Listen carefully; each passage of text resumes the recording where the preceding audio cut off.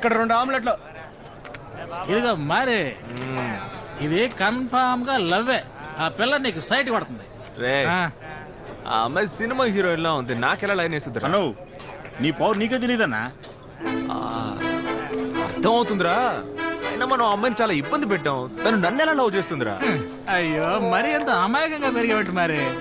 ఈ రోజుల్లో అమ్మాయిని బొట్టలో పడేయాలంటే వాళ్ళని టార్చర్ చేయడమే మొదటి స్టెప్. నీకు తెలుసో తెలియకో అది కరెక్ట్ గా చేసావు మరి. ఈ రోజుల్లో అమ్మాయిలకి నీలాంటి నాలాంటి బ్యాడ్ బాయ్స్ అంటేనే చాలా ఇష్టం. నేను చూడగానే నచ్చను. సార్ ని చూడగా నచ్చుతాడా? చూడగానే నచ్చదంటే చూడగా ఎలా నచ్చుతారా? రే ఆ అమ్మాయికి నేను నచ్చాననే అనుకుందాం, నాకు ఆ అమ్మాయి నచ్చొద్దా? ఓవర్ టెక్ రా, దానికి సెట్ అవ్వదు. అలా అనకన్నా, ఆ పిల్ల చాలా మంచిదన్నా. చూడు నువ్వు ఆ పిల్ల మేడ్ ఇన్ చైనా గురు, అది మేడ్ ఫర్ ఈచ్ అదర్. రే నిద్ర మొఖం, నేను ఇప్పుడు ఏం చెప్తా ఉన్నాను తెలుసా? అని నేను మాత్రమే కొట్టాలి. అది నిజాల రాత. నాకు తెలిసి తను అదిరిపోయే ఫిగర్, లడ్డు లాగా ఉంటుంది.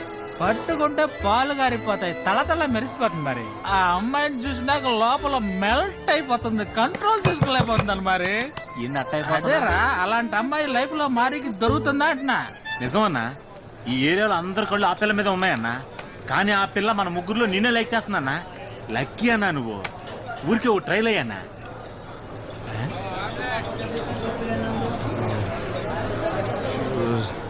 ఆ అమ్మాయికి నేను కరెక్టారా? కరెక్ట్ కాదు, అది మాకు తెలుస్తుంది, కానీ ఆ ఎర్రతోళ్ళకి తెలియలేదే. ఇప్పుడు ఒకటికి అమ్మ పలుకుంది.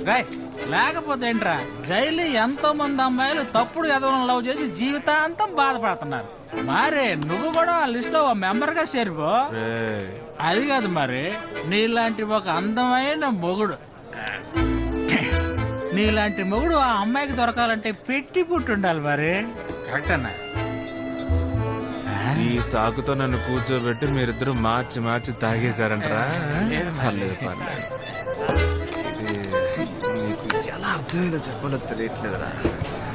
రే మన సోలోగా ఉన్నంత వరకు సేఫ్టీరా, ఏ సమస్య ఉండదు, చాలా ఫ్రీగా హ్యాపీగా బతికేయచ్చు. ఈ అమ్మాయిలు ఎంట్రీ ఇస్తేనే ప్రాబ్లమ్స్ ఏరా.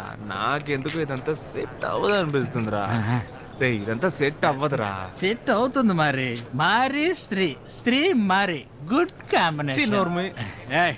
నువ్వు ఆ అమ్మాయిని నేరుగా కలిసి ఐ లవ్ యూ అని చెప్పి చూడు, సమస్య అనుభవించేది తనే కదా.